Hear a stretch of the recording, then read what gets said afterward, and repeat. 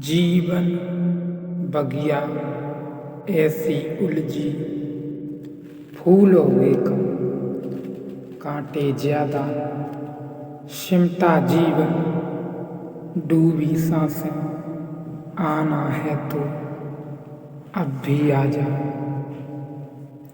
यदि आपने अभी तक अंतिम अध्याय नहीं देखा है तो मैं आपसे विनती करता हूँ, कृपया करके अंतिम अध्याय देखें और उस अध्याय को समझने का प्रयत्न करें। उसके बाद ही इस अध्याय में प्रवेश करें। यदि आपने पिछला अध्याय नहीं देखा है तो मैं आपसे गुजारिश करूँगा कि आप इस अध्याय को भी न देखें, अपना समय फिजूल में व्यतीत न करें।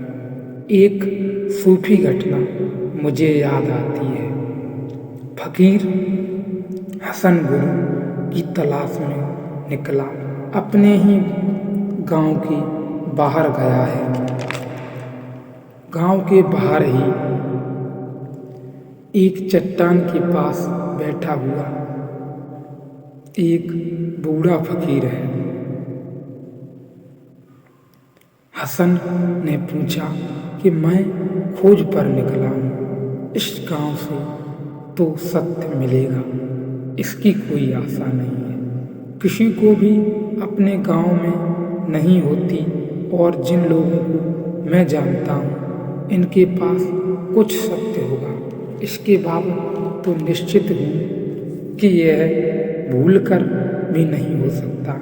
इसलिए जा रहा हूँ कि गांव में सत्य नहीं मिलेगा, छोड़कर इस जगह को। क्या आप मुझे निर्देश करेंगे कि मैं किस तरफ जाऊं? कहेंगे खोजूं, किस तरफ खोजूं? उस फकीर ने कहा, बहुत मुश्किल है, बड़ा कठिन है, फिर भी तूने पूछा तो मैं तुझे बताता हूँ। इस रूपरेखा का आदमी जिस दिन तुझे मिले उसका पीछा मत छोड़ना।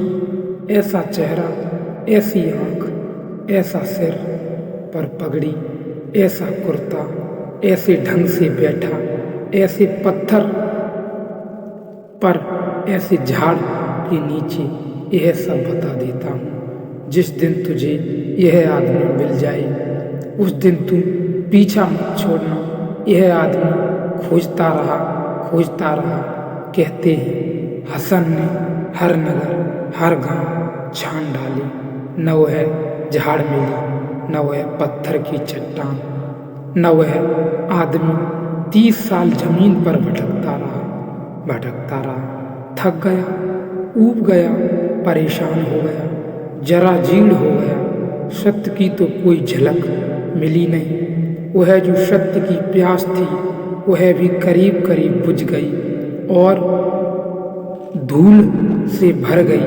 और जब शक होने लगा कि सत्य है भी जो मिले, और उस बूढ़े पर भी बहुत क्रोध आने लगा कि नासमझ ने कहा और एक शुरू गांव से निकले और मुसीबत में पड़ गए। उसने और कहा कि यह सब रूपरेखा बता दी, यह न बताता तो शायद कहीं हम खोज भी लेते। हम इसी के खोजने में बर्बाद हुए। न यह जगह मिली, न यह आदमी मिला। अपने गांव वापस लौट रहा है। गांव के प्रवेश द्वार पर दरखत वही मालूम होता है जिसकी उसने बात की थी। चट्टान भी वही। पास आया, देखा कि आंखें भी वही। पैर पकड़ लिए और चिल्लाया कि पागल तो नहीं हो तुम? अगर तुम ही हो वह जिसको मुझे पकड़ना है तो पहले ही क्यों न बता दिया? ये 30 साल मुझे क्यों भटकाया? उस बूढ़े फकीर ने कहा, मैंने तो उसी दिन बता दिया था, पर 30 साल जरूरी थे भटकने के लिए, तब तो मुझे पहचान पाता। मैंने तो यह सब बात यह उसी दिन तुझसे कही थी कि ऐसी चट्टान हो, लेकिन तूने मेरी जिस चट्टान पर बैठा था उसकी तरफ देखा ही नहीं। दरखत है, तूने दरखत की तरफ देखा ही नहीं। तू जल्दी में था, तू खोज पर जाने के लिए उत्सुक था। तू कहाँ और तू मानकर ही बैठा था कि गांव जहाँ से जा रहा हूँ वहाँ तो सत्य हो ही नहीं सकता। मैंने आँखों का वर्णन किया था और तूने मेरी आँख की तरफ भी नहीं देखा, और मैंने चेहरे की रूपरेखा बताई। झंझट में तू नहीं पड़ा है, झंझट में मैं पड़ा हूँ, क्योंकि 30 साल से यह चट्टान ने न छोड़ सका कि यह ना समझ न मालूम कब यह ना समझ लौटेगा। जरूर, क्योंकि जाएगा कहाँ जो बर्डन मैंने किया है सिवाय इस चट्टान, इस दरखत के नीचे कहीं मिलने वाला है नहीं। तो तेरे पीछे परेशानी में मैं हूँ, लेकिन जरूरी था कि 30 साल तुम भटके। आवश्यक था कि इस पीड़ा से गुजरे, यह संताप साधना थी। यह ऋषि भी उत्तर दे सकता था, कह सकता था, बंधन कैसा, बंधेगा कौन, और बंधन नहीं है, मोक्ष कैसा, मुक्ति कैसी, किसकी। लेकिन तब जिज्ञासा की यात्रा नहीं हो पाती, और तब जिज्ञासु शायद चुप होकर लौट जाता, लेकिन शांत होकर नहीं लौट सकता था।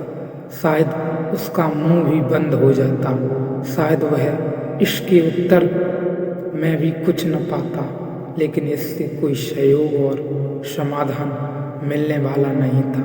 इतनी प्रतीक्षा ऋषि को करनी पड़ी। यह लंबी यात्रा थी। इस लंबी यात्रा में इंच इंच उस जिज्ञासु को मिटाया उसने। बड़े मजे की बात है, जिज्ञासा को बिल्कुल छोड़ दिया उसने। जो पूछा था उसकी बात ही जैसे एक तरफ रखती उसी को मिटाने में लग गया और कहने लगा, शरीर नहीं, इंद्री नहीं, मन नहीं, बुद्धि नहीं, मैं नहीं, तुम भी नहीं, वह भी नहीं, वेद भी नहीं, ज्ञान भी नहीं, उस सब के पार और पार उसे बिखेरता गया, उसे गलाता गया, और अब तक बिल्कुल गलाने की सीमा पूरी हो गई। और जब देखा कि फर्क की जो चट्टान आई थी वह पिघलाकर पानी होकर सागर के साथ मिल गई, तब उसने पूछा है अब जिज्ञासु से कि मैं तुझसे पूछता हूँ कि बंधन कैसा, किसको कौन बांधेगा, क्योंकि तू कहाँ जो बंध सके, और अगर तू कभी बंधा ही नहीं है तो मुक्ति की तलाश क्या कर रहा है, किसको मुक्त करेगा, कौन होगा मोक्ष को उपलब्ध। परमात्मा की यह बात है, यह हमारी भी बात है। एक सिरे पे बहुत भटकने के बाद सत्य की यात्रा में ऋषि यह कहते हैं कि तू तो बंधन है ही नहीं, तुझे बांधेगा कौन, तू बंधेगा कैसे, तू तो बेफिजूल में ही बंधा है, तुझे बांध ही नहीं सकता कोई, और जब तू बंधन में ही नहीं तो फिर तुझे मोक्ष कैसा। यहाँ पर तो प्रश्न का उत्तर भी खत्म होता है और प्रश्न भी खत्म ही हो जाता है।